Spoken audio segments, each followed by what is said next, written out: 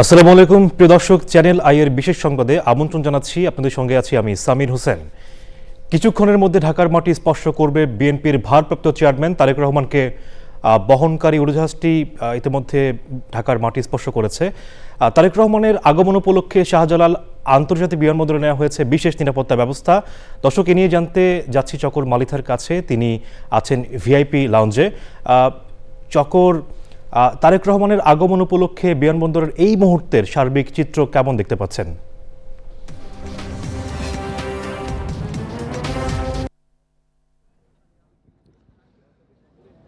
সামির দীর্ঘ ১৭ বছর পরে দেশের মানুষের ভালোবাসা সঙ্গে নিয়ে ঢাকার মাটিতে পা রাখলেন তারেক রহমান এবং তারেক রহমানকে বহনকারী ফ্লাইটটি এইমাত্র ঢাকার হজরত শাহজালাল বিমানবন্দরে রানওয়েতে স্পর্শ করেছে।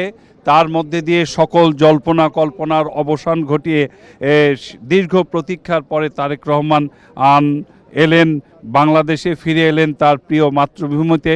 তারেক রহমান যখন সিলেটে তার ফ্লাইটটি ল্যান্ড করেছিল, আমরা তারেক রহমানের ভেরিফাইড ফেসবুক পেজে দেখেছি এই যে ৬,৩১৪ দিন পরে প্রিয় বাংলাদেশের মাটিতে বিমান বাংলাদেশ এয়ারলাইন্সের ফ্লাইটটি এই লন্ডন থেকে ছেড়ে সিলেট হয়ে ঢাকার হজরত শাহজালাল আন্তর্জাতিক বিমানবন্দরে যখন প্রবেশ করেছে, চারিদিকে সব দিকেই আসলে একটা সকাল থেকেই একটা বলবো যে পুরো নিচ্ছিদ্র নিরাপত্তা ব্যবস্থার মধ্যে রয়েছে ঢাকার হজরত শাহজালাল আন্তর্জাতিক বিমানবন্দর সহ পুরো এলাকাটি। তার মধ্যে দিয়ে ফ্লাইটটি নামার পরে কিছুক্ষণের মধ্যে ফ্লাইটটি ট্যাক্সি হয়ে চলে আসবে ৮ নম্বর বোর্ডিং ব্রিজের কাছে। ৮ নম্বর বোর্ডিং ব্রিজ দিয়ে তিনি সরাসরি বেরিয়ে চলে আসবেন ভিআইপিতে নিজে দোতলা থেকে নেমে ইমিগ্রেশন করে বসবেন রজনীগন্ধায়। সেখানে বিএনপির স্থায়ী কমিটির সদস্য, বিএনপির এই মহাসচিব মির্জা ফখরুল ইসলাম আলমগীর এর সহ দলের সিনিয়র নেতারা সেখানে অপেক্ষা করছেন তারেক রহমানকে বরণ করার জন্য। সেখানে তাদের সাথে তিনি রজনীগন্ধায় কিছুক্ষণ বসবেন, তাদের সাথে কথা বলে গাড়ি বহর নিয়ে রওনা দিবেন। সাংবাদিকরা এখানে দাঁড়িয়ে আছে, যেখানে বিমানবন্দরের পাশেই যে ঢাকা কাস্টম হাউসের যে অফিস আছে সেখানে সাংবাদিকরা অপেক্ষা করছে, অর্থাৎ ভিআইপি গেটের উত্তর পাশে সাংবাদিকরা অপেক্ষা করছে। সেখান দিয়ে গাড়ি বহর নিয়ে যাবেন। বিএনপির স্থায়ী কমিটির সদস্য সালাউদ্দিন আহমেদ আমাদেরকে জানিয়েছেন যে ওনার জন্য অনেকগুলো গাড়ির ব্যবস্থা রাখা হলেও তারেক রহমান নিজেই ইচ্ছা পোষণ করেছেন স্থায়ী কমিটির সকল সদস্যের সাথে একটি বাসে করে তিনি জুলাই ৩৬ এক্সপ্রেসওয়েতে অভ্যর্থনা মঞ্চে বা তারেক রহমানকে যেখানে সংক্ষিপ্ত সংবর্ধনা দেওয়া হবে সেখানে যাবেন। অন্যান্য ভেহিকেলে ওনার না যাওয়ার সম্ভাবনা আছে, বুলেট প্রুফ ওই বাসটিতেই যাবেন। এরকমই ওনার ইচ্ছা পোষণ করে বাসটির ব্যবস্থা রাখা হয়েছে। বিএনপির পক্ষ থেকে জানানো হয়েছে যে তারেক রহমানের বাংলাদেশে আসার আর যতগুলো কারণ আছে তার মধ্যে সবচেয়ে অন্যতম কারণ হচ্ছে যে তার প্রিয়তম মা দীর্ঘদিন যাবৎ গুরুতর অসুস্থ, আইসিইউতে আছেন এভার কেয়ার হাসপাতালে।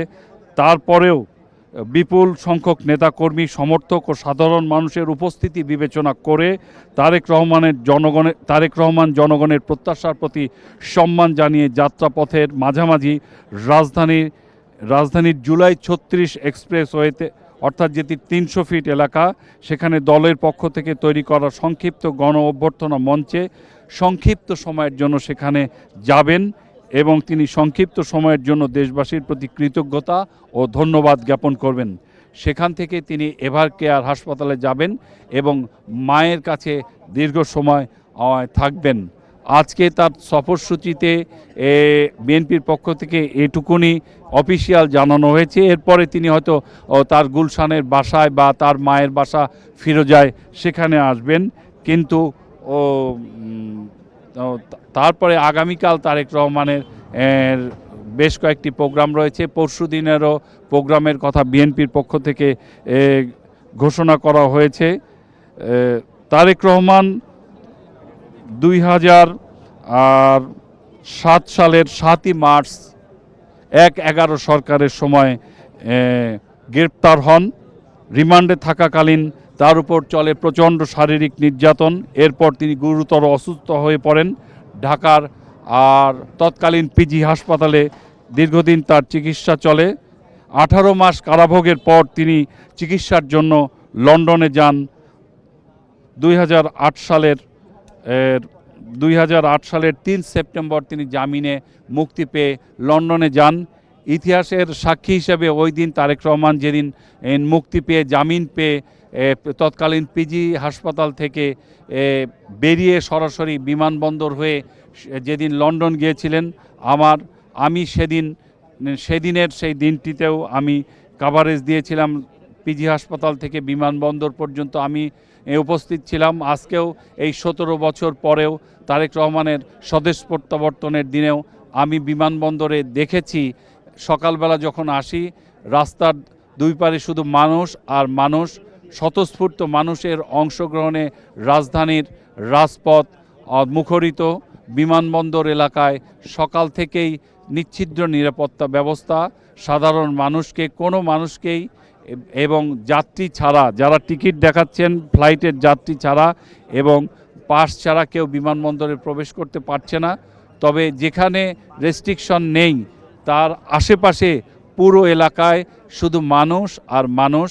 আর যেখানে তাকে সংবর্ধনা দেওয়া হবে জুলাই 36 এক্সপ্রেসওয়েতে, সেখানে তো আমরা দেখেছি চ্যানেলের সংবাদে দেখানো হচ্ছে মানুষের উপস্থিতিতে, মানুষের ভালোবাসায়, সেখানে শুধু মানুষের উপস্থিতি। সব কিছু মিলে তারেক রহমানের এই উপস্থিতি এই দেশের রাজনীতির জন্যও একটি গুরুত্বপূর্ণ। আগামী ফেব্রুয়ারিতে যে নির্বাচন হবে বলা হচ্ছে দলের পক্ষ থেকে তারেক রহমান সেই নির্বাচনে দলের পক্ষ থেকে নেতৃত্ব দিবেন এবং তার নেতৃত্বেই বিএনপি একটি মানে দীর্ঘদিন পরে একটি নির্বাচনে অংশগ্রহণ করবে, এরকম সবারই প্রত্যাশা। সব কিছু মিলে তারেক রহমানের এই আগমন, মানুষের ভালোবাসা, মানুষের আবেগ, মানুষের উচ্ছ্বাস এবং কিছুক্ষণ পরে উনি যখন বেরিয়ে আসবেন এই ভিআইপি গেট দিয়ে, আমরা চ্যানেলের পর্দায় অবশ্যই দেখাতে চেষ্টা করব দর্শকদেরকে যে তারেক রহমানের সেই বাংলাদেশের মাটিতে পা রাখার পরে তারেক রহমানের সেই এই হাস্যোজ্জ্বল চেহারা, যে দেশের জন্য তিনি দীর্ঘ 17 বছর নির্বাসনে ছিলেন, সেই দেশের মানুষের কাছে তিনি ফিরে আসতে পেরেছেন, সেটাই আমরা দর্শকদেরকে দেখাতে চেষ্টা করব।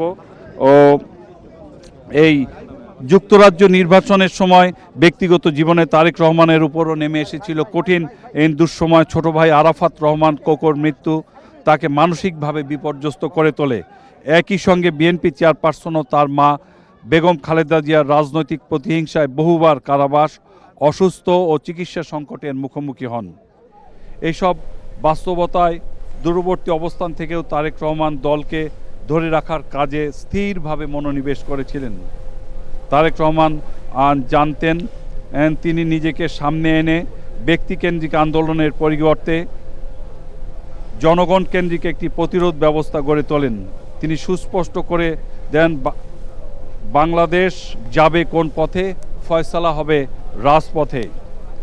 তারেক রহমান এবার যুক্তরাজ্য থেকে রওনা দেওয়ার আগে বারবার যে কথাটি বলছেন, একটি কথা বিএনপির পক্ষ থেকে সব জায়গায় বলা হচ্ছে, সবার আগে বাংলাদেশ, সবার আগে বাংলাদেশ।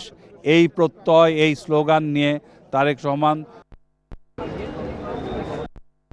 নেতাকর্মী না, দেশের প্রতিটি মানুষের জন্য তারেক রহমানের এই স্লোগান বা এই উক্তি বারবার আর বলা হচ্ছে যে তারেক রহমান এই উক্তি যে সবাই যার যার জায়গা থেকে সবার আগে, তারেক রহমানের এই স্লোগান যদি আমরা প্রত্যেকে নিজ নিজ করে চিন্তা করি, ব্যক্তি না, দল না, সবার আগে আমরা দেশের কথা চিন্তা করব, সেরকম একটি ভালোবাসা বা ভালো মন নিয়ে দেশের জন্য আমরা যার যার জায়গা থেকে যদি কাজ করি, তাহলে দেশ এগিয়ে যাবে। 1991 সালে নির্বাচনে যখন বেগম খালেদা জিয়া প্রধানমন্ত্রী হন, তখন তারেক রহমান একজন তরুণ, সেই তরুণ বগুড়া থেকে প্রথম বিএনপির একটি প্রাথমিক সদস্যপদ গ্রহণ করেন। তারপরে বগুড়ার স্থানীয় নেতাদের সাথে বিএনপির রাজনীতি, বগুড়ায় উন্নয়ন, এই ধীরে ধীরে বগুড়া তারপরে দেশের রাজনীতিতে ধীরে ধীরে তিনি নিজেকে সেই রাজনীতির সঙ্গে নিজেকে জড়িয়ে যান। ধীরে ধীরে তারেক রহমান বাংলাদেশের রাজনীতিতে একটা বড় ভূমিকা রাখতে শুরু করেন।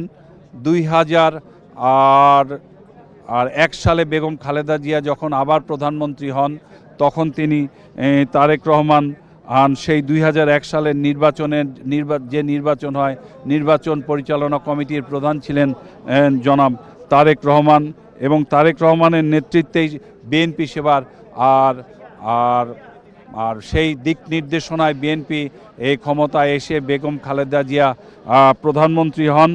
এবং তারেক রহমান সম্ভবত 2003 সালে বিএনপির সিনিয়র যুগ্ম মহাসচিব, দল থেকে বিএনপির সিনিয়র যুগ্ম মহাসচিব নির্বাচিত হন। তারপরে তারেক রহমানের রাজনীতির সবচেয়ে বড় যে বিষয়টি, সেটি হচ্ছে যে তারেক রহমান সাধারণ মানুষের কাছে যেটুকু সময় বাংলাদেশে রাজনীতি করেছেন, তিনি সরাসরি সাধারণ মানুষের কাছে যেতে পেরেছেন। তারেক রহমানের রাজনীতির একটি বড় দিক ছিল যে ওই সময় 2001 থেকে 2006 পর্যন্ত ওই সময় তারেক রহমান প্রতিটি জেলায়, প্রতিটি উপজেলায় গেছেন, মানুষের কাজকর্ম, রাজনীতি, প্রতিটি এলাকার রাজনৈতিক নেতৃবৃন্দের সাথে কথা বলেছেন। তার একটি উল্লেখযোগ্য রাজনৈতিক কার্যক্রম ছিল ইউনিয়ন প্রতিনিধি সভা। প্রত্যেকটা ইউনিয়নের নেতা কর্মীদের সাথে সেই প্রতিনিধি সভায়, এক একটা এলাকায়, এক একটি জেলায়, এক একটি উপজেলায় যখন অনুষ্ঠান হতো ইউনিয়ন প্রতিনিধি সভা, তারেক রহমান সেই প্রতিনিধি সভায় উপস্থিত থেকে দলের প্রত্যেকটা নেতার সাথে কথা বলতেন। তিনি শুধু কথা বলতেন না, দলের সেই ইউনিয়নের একজন সাধারণ নেতা, বিএনপির একজন সদস্য, প্রত্যেকের মতামত নিতেন। সেই মতামতের ভিত্তিতে তিনি দলকে পুনর্গঠিত, দলকে সামনের দিকে নিয়ে যাওয়ার একটি স্বপ্ন ওনার ছিল। এবং দলের প্রত্যেকটি মানুষের সাথে তিনি একত্রিত হয়ে তাদের প্রত্যেকের মতামতকে গুরুত্ব দিয়ে কাজ করার জন্য তিনি চেষ্টা করেছিলেন। কিন্তু আলোচিত 1/11 সরকারের সময় যখন 2007 সালের 7 মার্চ তারেক রহমান গ্রেপ্তার হন, সেই সময় তারেক রহমান, দর্শক আপনারা দেখতে পাচ্ছেন যে বিএনপির ভারপ্রাপ্ত চেয়ারম্যান তারেক রহমান এই মুহূর্তে বিএনপির মহাসচিব মির্জা ফখরুল ইসলাম আলমগীরের সঙ্গে কৌশল বিনিময় করছেন, এবং একে একে মির্জা আব্বাস, জনাব সালাউদ্দিন আহমেদের সঙ্গে কৌশল বিনিময় করছেন। তিনি কিন্তু বিমানবন্দরে পৌঁছে গেছেন কিছুক্ষণ আগেই, এবং তিনি বিএনপির যে স্থায়ী কমিটির সদস্যরা রয়েছেন এবং তার পরিবারের যে সদস্যরা রয়েছেন, কিংবা তার সাথে যারা দীর্ঘ সময় রাজনীতি করেছেন, তাকে সহযোগিতা করেছেন, তারা এই মুহূর্তে বিমানবন্দরের ভেতরে তারেক রহমানের সাথে অবস্থান করছেন। এবং আপনারা দেখতে পাচ্ছেন যে জনাব গয়েশ্বরচন্দ্র রায়ের সঙ্গে তিনি এই মুহূর্তে কৌশল বিনিময় করছেন। স্থায়ী কমিটির সদস্যরা ডক্টর আব্দুল মঈন খানের সঙ্গে এই মুহূর্তে তিনি কৌশল বিনিময় করছেন। এরপর একে একে স্থায়ী কমিটির বাকি সদস্যরা রয়েছেন, জনাব নজরুল ইসলাম খানের সঙ্গে তিনি কৌশল বিনিময় করছেন, এবং আমির খসরু মাহমুদ চৌধুরী, সাবেক মন্ত্রী, তার সঙ্গে এই মুহূর্তে তিনি বিএনপির ভারপ্রাপ্ত চেয়ারম্যান তারেক রহমান কুশল বিনিময় করছেন। এবং সেখানে আমরা দর্শক আপনারা দেখতে পাচ্ছেন যে একটা আবেগঘন পরিবেশ তৈরি হয়েছে। দীর্ঘদিন পর, 17 বছর পর নেতাকর্মীরা বিএনপির ভারপ্রাপ্ত চেয়ারম্যান তারেক রহমানকে কাছে পেয়েছেন। বুকে জড়িয়ে নেয়ার যে অনুভূতি, সেই অনুভূতি তারা নিশ্চয়ই গর্বের সাথে অনুভব করছেন। আমরা দেখতে পাচ্ছি জনাব রুহুল কবির রিজভীর সঙ্গে এই মুহূর্তে তারেক রহমান খুবই সৌহার্দ্যপূর্ণভাবে আলিঙ্গন করছেন, এবং মিডিয়া সেলের আহ্বায়ক ডাক্তার মওদুদ আলমগীর পাভেল এই মুহূর্তে তারেক রহমানের সঙ্গে কুশল বিনিময় করলেন এবং একে একে তার পরিবারের সদস্যদেরকেও আমরা কিন্তু দেখতে পাচ্ছি সেখানে। এবং তারেক রহমানের সাথে পাশেই কিন্তু রয়েছেন তার স্ত্রী ডাক্তার জোবাইদা রহমান এবং তার কন্যা ব্যারিস্টার জাইমা রহমানও কিন্তু আমরা দেখতে পাচ্ছি সকলকে উচ্ছ্বসিত দেখা যাচ্ছে। নিশ্চয়ই আপনারা দীর্ঘ 17 বছর পর দেশে আসা, দীর্ঘ 17 বছর পর দেশে আসার যে আবেগ অনুভূতি নিশ্চয়ই আমাদের সামনে যে ভিডিও চিত্র সেটির মাধ্যমে দর্শক আপনারাও উপলব্ধি করছেন। এবং আমরা দেখতে পাচ্ছি যে বিমানবন্দরে যারা যারা গিয়েছেন স্থায়ী কমিটির সদস্যরা সহ পরিবারের সদস্যরা এবং একান্ত কাছের যে মানুষগুলো তারেক রহমানের সঙ্গে দীর্ঘদিন যে রাজনীতির পথ চলায় যারা ভূমিকা রেখেছিলেন তারা কিন্তু কুশল বিনিময় করেছেন এবং তারেক রহমান কিন্তু যেই ধীরে ধীরে এগিয়ে যাচ্ছেন এবং তিনি হয়তো কিছুক্ষণের মধ্যেই যে কাঙ্ক্ষিত যে অভ্যর্থনা মঞ্চ সেই অভ্যর্থনা মঞ্চের উদ্দেশ্যে তিনি কিন্তু যাত্রা শুরু করবেন এবং তিনি আপনারা দেখতে পাচ্ছেন তিনি সেখানে উপস্থিত সকলকে হাত নেড়ে অভ্যর্থনা জানাচ্ছেন। দর্শক আপনারা জানেন যে 2008 সালে কিন্তু তারেক রহমান একটি বিশেষ পরিস্থিতিতে অসুস্থ অবস্থায় তিনি বাংলাদেশ ত্যাগ করেন। এই ত্যাগ করার পরে তিনি লন্ডনে অবস্থান করছিলেন এবং দীর্ঘ 17টি বছর তিনি পার করেছেন লন্ডনে।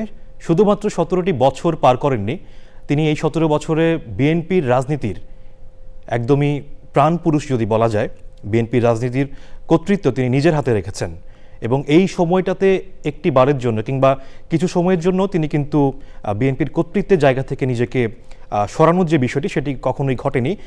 শুধুমাত্র বিএনপির কর্তৃত্ব ধরে রাখাই নয়, তিনি কিন্তু বাংলাদেশের রাজনীতিতে নিজেকে সবচেয়ে কেন্দ্রবিন্দুতে অবস্থান করার যে বিষয়টি সেটি কিন্তু নিজ গুণে তিনি প্রতিষ্ঠিত করেছেন। শুধুমাত্র সাবেক রাষ্ট্রপতি শহীদ প্রেসিডেন্ট জিয়াউর রহমানের যে পুত্র কিংবা বেগম খালেদা জিয়ার পুত্র হিসেবেই নয়, তিনি তার নিজের রাজনৈতিক প্রজ্ঞার মাধ্যমে তিনি কিন্তু বাংলাদেশের রাজনীতিতে অত্যন্ত গুরুত্বপূর্ণ একটি চরিত্র হিসেবে নিজেকে প্রতিষ্ঠিত করার যে বিষয়টি সেটি সুন্দরভাবে তিনি করতে পেরেছেন। আপনারা দেখতে পাচ্ছেন তিনি এই মুহূর্তে বিশ্রাম নিচ্ছেন এবং পরিবারের যে সদস্যরা তারা তার সঙ্গে কুশল বিনিময় করছেন। তার পাশেই তার মেয়ে ব্যারিস্টার জাইমা রহমান। আপনারা দেখতে পাচ্ছেন যে মানে দীর্ঘদিন পর তারেক রহমানকে কাছে পাওয়ার যে অনুভূতি, সেই অনুভূতি নিশ্চয়ই সকলের হৃদয়কে ছুঁয়ে যাচ্ছে।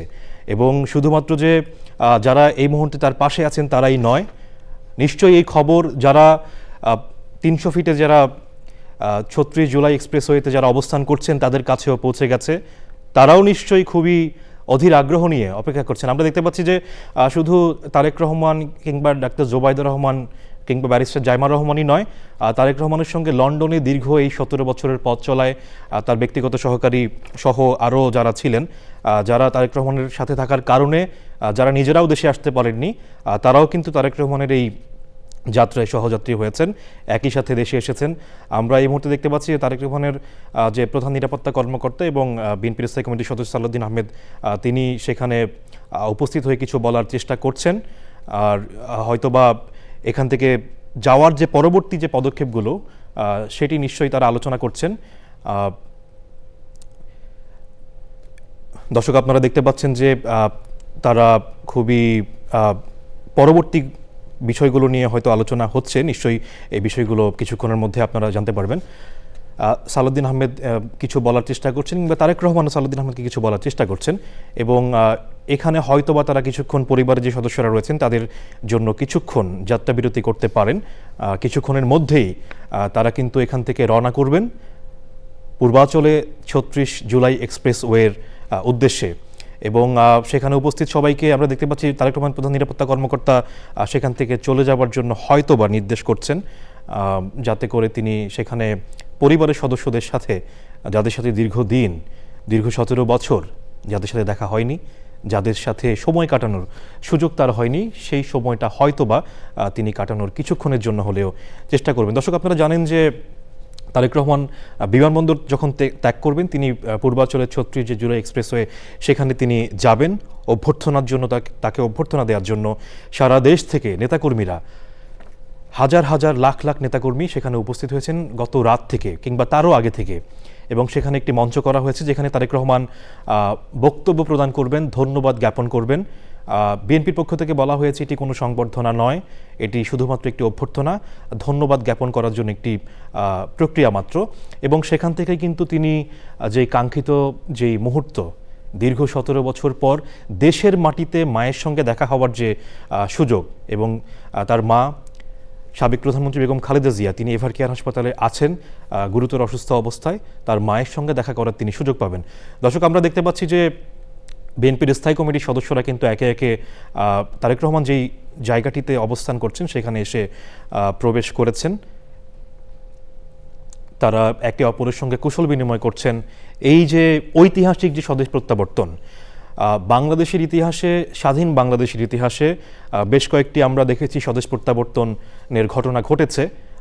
সেই প্রত্যাবর্তনগুলোর জায়গা থেকে যদি তারেক রহমানের এই প্রত্যাবর্তনের জায়গাটিকে আমরা তুলনা করতে যাই, নিশ্চয়ই এটির মধ্যে পার্থক্য ব্যাপক। কারণ দীর্ঘ 17 বছর বাংলাদেশের, স্বাধীন বাংলাদেশে দেশের বাইরে থেকে স্বদেশ প্রত্যাবর্তন করেছেন, এমন ঘটনা বাংলাদেশের ইতিহাসে এখনও পর্যন্ত ঘটেনি এবং এত বড় পরিসরে ঘটেনি।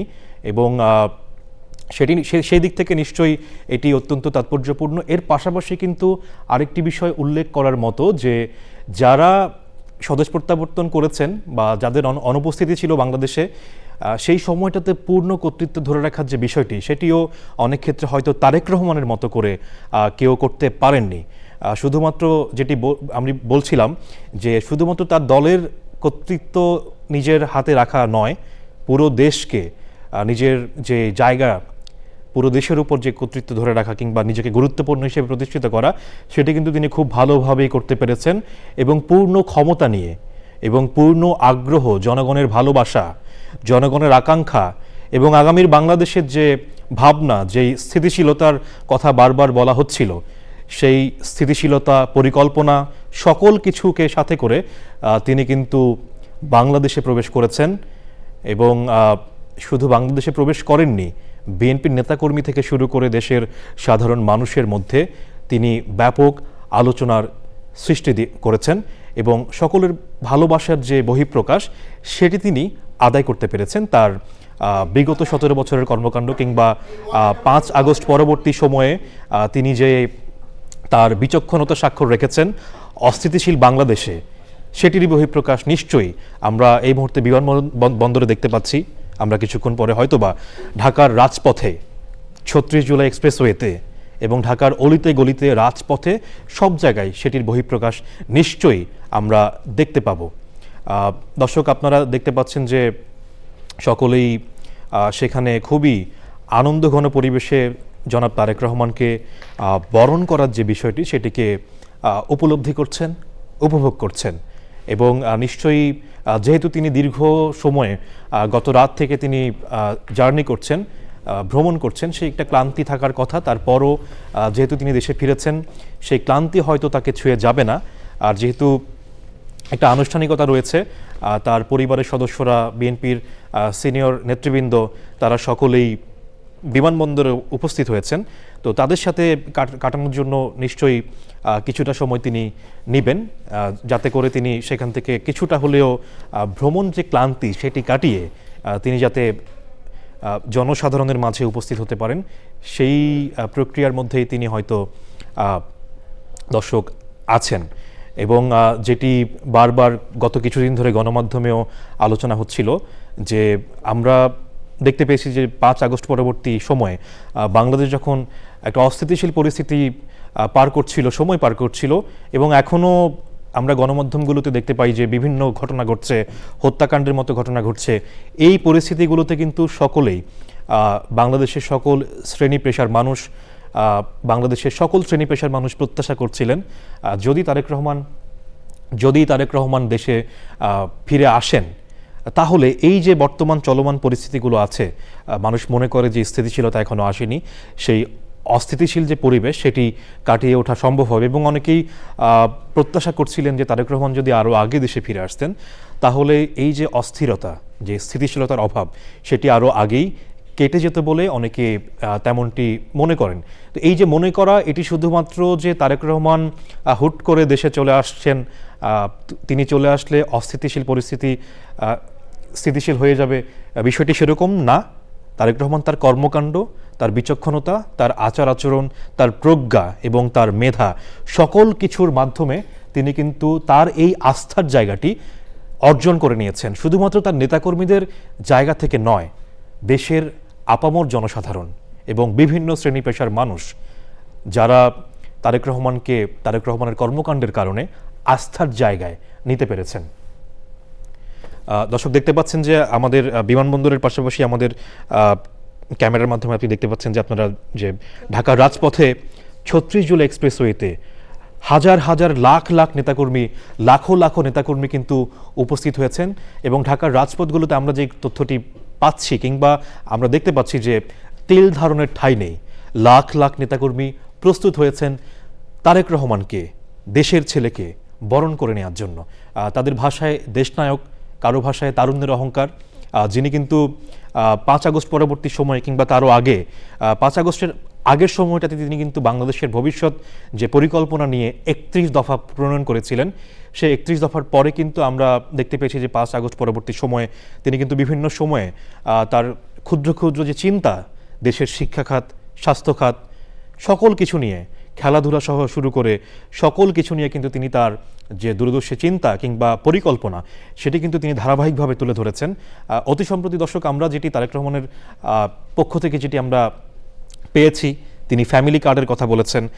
ফ্যামিলি কার্ডের মাধ্যমে তিনি নারীর ক্ষমতায়ন, নারীদেরকে আর্থিকভাবে আরও বেশি স্বাবলম্বী করে তোলার যে বিষয়টি, সেটিকে তিনি প্রাধান্য দিয়েছেন এবং তিনি মনে করছেন যে ফ্যামিলি কার্ড প্রণয়নের মাধ্যমে নারীরা, মধ্যবিত্ত পরিবারের যে সদস্যরা যারা কিছু টাকার জন্য কারো কাছে হাত পাততে পারেন না, তারা এই প্রক্রিয়ার মাধ্যমে অনেক বেশি উপকৃত হবেন।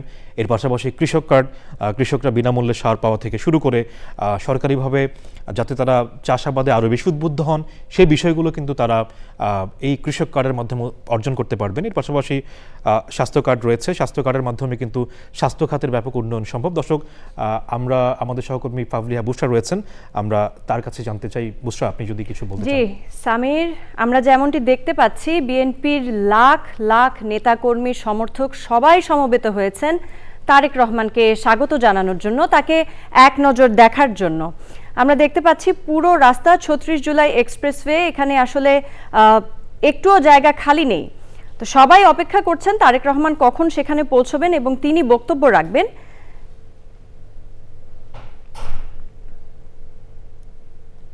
তারেক রহমানের প্রত্যাবর্তনকে কেন্দ্র করে বিএনপির নেতাকর্মীদের দেখা যাচ্ছে ব্যাপক উদ্দীপনা। অনেকের মতে এই ফেরা আসলে দলীয় রাজনীতিতে নতুন গতি আনবে, নতুন গতি সঞ্চার করবে।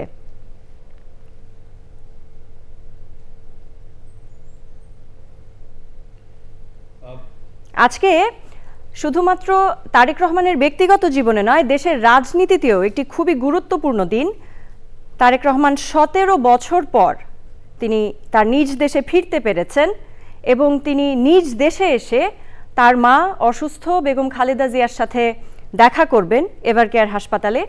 আসলে বাংলাদেশের রাজনীতির জন্য আসলে দিনটি খুবই গুরুত্বপূর্ণ।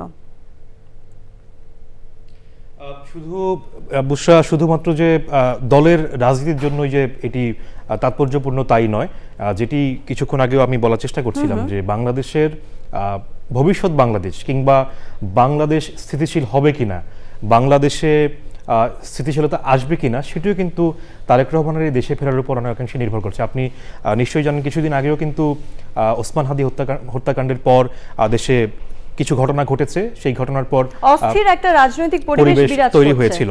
তো সেই ঘটনার পর কিন্তু আপনি জানেন যে বিএনপি মিডিয়া সেলের পক্ষ থেকে একটি তারেক রহমানের যে ফেরা, এই ফেরা উপলক্ষে গণমাধ্যমের মালিকদের কিংবা সম্পাদকদের সাথে একটি সভা করেছিলেন। সেখানে সম্পাদকরা বলছিলেন বা বিভিন্ন যারা কর্তা ব্যক্তিরা রয়েছেন গণমাধ্যমগুলোর, তারা বলছিলেন তারেক রহমানের এই ফেরা দেশের স্থিতিশীলতার জন্য কেন জরুরি এবং দেশের সাধারণ মানুষও কিন্তু এই বিষয়টি মনে করেন যে তারেক রহমান ফিরলে আপনি যেটি বলছিলেন যে তাদের রাজনীতি যেমন চাঙ্গা হবে, পাশাপাশি দেশের একটা স্থিতিশীলতা, বিদেশি বিনিয়োগ থেকে শুরু করে আপনি জানেন যে একটি নির্বাচিত সরকার যখন থাকে, আসলে বাংলাদেশের গণতন্ত্র ফিরে আসার পেছনে এটি একটি বড় ভূমিকা রাখবে। যেমনটা আমরা জানি যে বড় দলগুলো যদি আমাদের নির্বাচনে অংশগ্রহণ না করে তাহলে তো আসলে গণতন্ত্রের পুনরুত্থান হচ্ছে না। তো এই ক্ষেত্রেও তার ফিরে আসাটা, তার স্বদেশ প্রত্যাবর্তনটা অনেক গুরুত্বপূর্ণ একটি বিষয়। বুঝতে আমরা দেখতে পাচ্ছি যে লাখ লাখ নেতাকর্মী ঢাকার জি। রাজপথকে রাঙিয়ে তুলেছে। পাশাপাশি হচ্ছে বিমানবন্দরে আপনি দেখতে পাচ্ছেন যে খুবই সবাই অধীর আগ্রহে অপেক্ষা করছে সামির, আপনি দেখতে পাচ্ছেন, এবং মঞ্চ কিন্তু তৈরি আছে তারেক রহমানের জন্য। মঞ্চ কিন্তু এর আগে বেশ কয়েকদিন আগে থেকে প্রস্তুত করে রাখা হয়েছে। সেখানে গত 4-5 দিন ধরে নেতাকর্মীরা কিন্তু অবস্থান করছিলেন এবং আপনি দেখেছেন যে গতকাল রাতে কাঁথা কম্বল কিংবা যে যেভাবে পেরেছে পুরো বাংলাদেশ থেকে আসলে নেতাকর্মীরা ছুটে এসেছেন, সেখানে তারা রাত্রি অবস্থান করেছেন। আপনি যদিও জানেন যে জুলাই যে 36 এক্সপ্রেসওয়ে সেখানে কিন্তু গণপরিবহন কিংবা অন্যান্য যে সুবিধাগুলো যেটা আমরা মূল ঢাকার অংশে পাই সেটা কিন্তু সেখানে কিছুটা হলেও কম। তো সেই জায়গায় নেতাকর্মীরা যে উপস্থিত হয়ে বা একদিন আগে থেকে সেখানে থাকতে হবে, এটা কিন্তু বিএনপি রাজনীতির জন্য নতুন কোনো কিছু না। এবং আজকে আবহাওয়া কিন্তু একটু প্রতিকূল, আপনি যেমনটি দেখতে পাচ্ছেন, বেশ কুয়াশা এবং ঠান্ডা ঠান্ডা পড়েছে পড়েছে এবং রাতে ঠান্ডার পরিমাণটা আরো বেশি ছিল।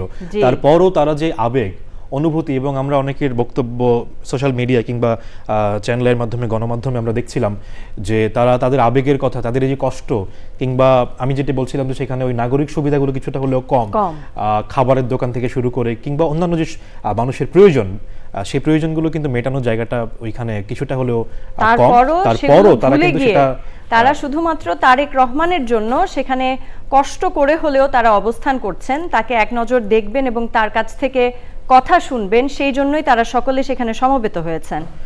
বুসরা, আমরা আরেকটা জিনিস তথ্য জানিয়ে রাখি। আমরা যেটি জানতে পেরেছি যে বিএনপির দায়িত্বশীল সূত্রের মাধ্যমে যে অভ্যর্থনা মঞ্চ আছে সেই মঞ্চে কিন্তু শুধু তারেক রহমান যাবেন। ডাক্তার জোবাইদা রহমান এবং জাইমা রহমান কিন্তু অন্য পথে, তারা কিন্তু সম্ভবত এভার কেয়ারে চলে যেতে পারেন, তারা কিন্তু সেই অভ্যর্থনা মঞ্চে যাবেন না। তো তারেক রহমানের আলোচনার আড়ালে আমার মনে হয় যে আরো দুটি নাম, যে নামগুলো আমি মাত্রই বললাম, ডাক্তার জোবাইদা রহমান এবং তার কন্যা ব্যারিস্টার জাইমা রহমান, এই নামগুলো কিন্তু আলোচনায় কিছুটা হলেও আড়াল হয়ে যাচ্ছে কিনা আপনার মনে হয় কিনা? কারণ তাদের ভূমিকা, তারেক রহমানের এই যে পরিণতি বোধ, আশা কিংবা দেশ নিয়ে চিন্তা করা, এই পর্যায়ে আসার পেছনে অনেক ভূমিকা রেখেছে। পরিবার এই যে 17 বছর তিনি বিদেশে অবস্থান করছেন, দেশে আসতে পারছেন না, অনেক বছর দীর্ঘ সময় তিনি তার মাকে দেখতে পারেননি, এই সময়টা তার পরিবার, ডক্টর জোবাইদা রহমান এবং জাইমা রহমান তার কন্যা, তারাই আসলে তাকে মেইন সাপোর্টটা তো তারাই দিয়েছেন। তো তাদের অবস্থান অবশ্যই খুবই গুরুত্বপূর্ণ, শুধুমাত্র তারেক রহমানের জন্য নয়, বিএনপির জন্য অনেকটা গুরুত্বপূর্ণ। বুসরা, শুধুমাত্র সাপোর্ট সেটি তো আছেই, পাশাপাশি যেটি গণমাধ্যমে কিংবা আমরা বিভিন্ন মাধ্যমে জানতে পেরেছি যে 5 আগস্ট পরবর্তী সময় কিন্তু বিএনপির দিকে, যেহেতু আওয়ামী লীগ চলে গেছে, তো বিএনপির দিকে নানান অভিযোগের কিন্তু আমরা দেখতে পেয়েছি যে বিভিন্ন মাধ্যমে উঠে আসতো। বিএনপি কিন্তু সেটির তাৎক্ষণিক ব্যবস্থা নিয়েছে, হাজার হাজার নেতাকর্মীকে তারা বহিষ্কার করেছে, নিজেরা উদ্যোগী হয়ে মামলা করেছে নিজের দলের নেতাকর্মীদের বিরুদ্ধে। তো ওই সময়টাতে জোবাইদা রহমান, তারেক রহমান, মানে ব্যারিস্টার জাইমা রহমান যখন কোনো তথ্য দেখতেন সোশ্যাল মিডিয়ায় হোক কিংবা যে কোনো মাধ্যমে, তারা কিন্তু তারেক রহমানকে পুশ করতেন যে তিনি যাতে এটার যাচাই করেন কিংবা ব্যবস্থা নেন। তো এই যে, এবং কিছুদিন আগেও ডক্টর জোবাইদা রহমান যখন তারেক রহমান আসতে পারছিলেন না, তখন এভার কেয়ারে যখন বেগম খালেদা জিয়া আছেন, তিনি এসে তার সাথে ছিলেন, তার চিকিৎসার সার্বিক সেবা শুশ্রূষা তিনি করেছেন। এবং আপনি জানেন যে অতি সম্প্রতি যখন বেগম খালেদা জিয়া সিসিইউতে ছিলেন, এভার কেয়ারে এখনো আছেন, এই সময়টাতে কিন্তু ডাক্তার জোবাইদা রহমান তার পাশে ছিলেন। এই মাঝখানে একটা আলোচনা উঠছিল যে এই মানে ক্রিটিক্যাল সময়েও তারেক রহমান কেন দেশে আসছেন না। তিনি কিন্তু তখন একটা ফেসবুক স্ট্যাটাসের মাধ্যমে ব্যাখ্যা দিয়েছেন। সেই ব্যাখ্যা দেওয়ার খুব অল্প সময়ের মধ্যে, অল্প কয়েকদিনের মধ্যে আমরা দেখতে পেলাম তারেক রহমান আমরা অনেকবার অনেকগুলো তারিখ শুনেছি, অনেকগুলো মাসের নাম শুনেছি, তারেক রহমান আসছেন, সবার মনেই একটা দ্বিধা ছিল যে তিনি কি আদৌ আসবেন। কিন্তু আজ আসলে সামির সেই কাঙ্ক্ষিত দিন 25শে ডিসেম্বর 2025, তারিখটিও কিন্তু আপনি খেয়াল করে দেখবেন খুব গুরুত্বপূর্ণ। আর সবচেয়ে বড় উল্লেখযোগ্য বিষয় হচ্ছে এটি কিন্তু বিজয়ের মাস, এবং তিনি বিজয়ের মাসকে বেছে নিয়েছেন। আর আপনি যেটা বলছিলেন যে কিছুদিন আগে আমরা শুনতাম যে এই মাসে আসছেন, ওই মাসে আসছেন, এই তারিখে ওই তারিখে। তো তারেক রহমান নিজেও যখন বললেন যে তিনি 25 তারিখ আসবেন, তারপরও কিন্তু অনেক মাধ্যমে অনেকে আলোচনা করছিলেন যে তিনি তাও আসবেন না। আদৌ কি আসবেন নাকি, মানুষের মনে একটা কনফিউশন ছিল। সকল আকাঙ্ক্ষার জায়গাকে পূর্ণ করে এবং নেতাকর্মীদের, দেশের মানুষের ভালোবাসার জায়গাকে তিনি পূর্ণ করে তিনি কিন্তু দেশের মাটিতে এখন অবস্থান করছেন, যেটি আসলে ভাষায় প্রকাশ করার মতো না। নিশ্চয়ই তিনি নিজেও অনেক বেশি আবেগাপ্লুত। আরেকটা তথ্য বুশরা জানিয়ে রাখি, তিনি যখন বিমানবন্দরে বিমানে উঠছিলেন তখন তার কন্যা ব্যারিস্টার জাইমা রহমান কয়েকটি ছবি শেয়ার করেছেন সোশ্যাল মিডিয়ায়, এবং তারেক রহমান কিন্তু বিমানে ওঠা কিংবা দেশের মাটিতে প্রবেশ করা, সিলেটের মাটিতে যখন নামলেন, এবং তিনি একটি ছবি পোস্ট করেছেন তিনি দুই তিনটি ছবি এবং পোস্ট সেই করেছেন। ক্যাপশনে ছিল ফেরা। এবং দেশের মাটিতে সিলেটে যখন তিনি বিমান যখন ল্যান্ড করলো তখনও কিন্তু তিনি একটা ছবি পোস্ট করেছেন। তো এই যে তারও কিন্তু মানে তার জায়গা থেকে বোঝা যাচ্ছে যে তিনি অনেক বেশি, আমরা কিন্তু গত মানে অনেক বছর, বিশেষ করে 5 আগস্টের পরেও তারেক রহমানের দিক থেকে এত উচ্ছ্বাস কিংবা এই ছোট ছোট বিষয়গুলো যদি আপনি চিন্তা করেন, এগুলো আমরা কিন্তু দেখিনি।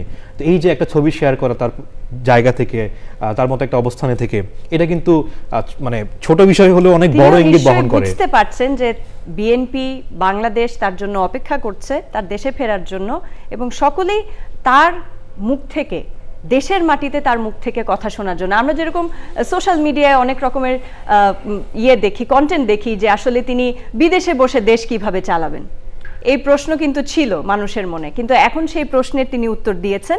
তিনি দেশের মাটিতে ফিরে এসেছেন এবং তিনি যদি, বাংলাদেশের মানুষ যদি তাকে সুযোগ করে দেন, তাহলে তিনি অবশ্যই নিশ্চয়ই দেশকে সঠিক পথে এগিয়ে নিতে পারবেন। আর বুশরা আরেকটি বিষয় দেখেন যে তিনি যখন 2008 সালে একটি বিশেষ পরিস্থিতির কারণে দেশ ত্যাগ করেন, আর তারপর কিন্তু তিনি চিকিৎসাজনিত কারণে তিনি গুরুতর অসুস্থ ছিলেন।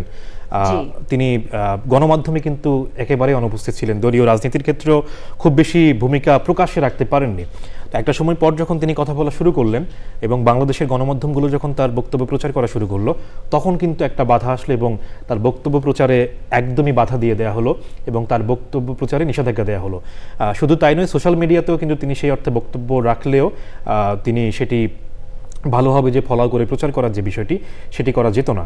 তো তিনি কিন্তু বিগত কয়েক বছর স্কাইপিতে দলের নেতাদের সঙ্গে বৈঠক করতেন, পাশাপাশি হচ্ছে দলের বিভিন্ন যে সভাগুলো, সমাবেশগুলো, সেখানে তিনি সোশ্যাল মিডিয়ার মাধ্যমে, তিনি ভিডিও কনফারেন্সের মাধ্যমে যুক্ত হতেন।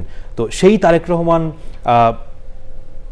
রহমানকে বিগত 5 আগস্ট এর আগের সময়টাতে দেশের মানুষের সামনে একটা কাল্পনিক একটা চরিত্র হিসেবে উপস্থাপন করা হতো 5 আগস্টের পরে। বিশেষ করে যদি বলি, যোগ করি সামির আপনার সাথে, জেন জি আমরা যাদেরকে বলি, তারা আসলে তারেক রহমানকে সেভাবে কখনোই পাননি।